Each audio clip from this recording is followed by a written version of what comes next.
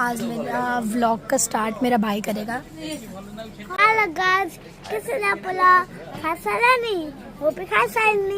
आधी मुन दीदी सांगाले आधी बदाले मुन दाइनी सेती दांकी खेलिनी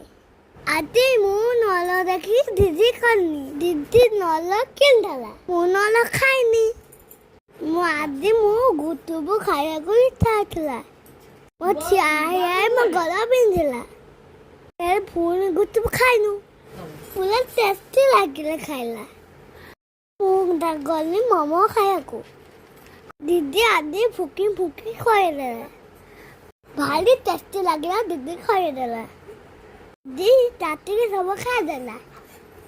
मु दीदी करनी बा दीदी आसी के टकले देला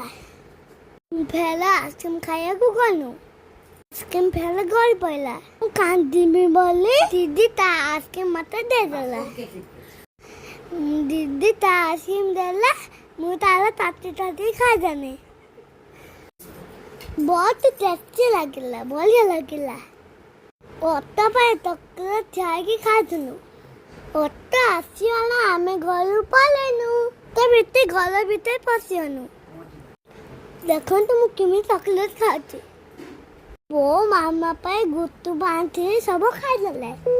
टेस्टी लगला दीपाई आती की पंडा से सारे पल्ला बाय बाय बहुत तरह लग जान तो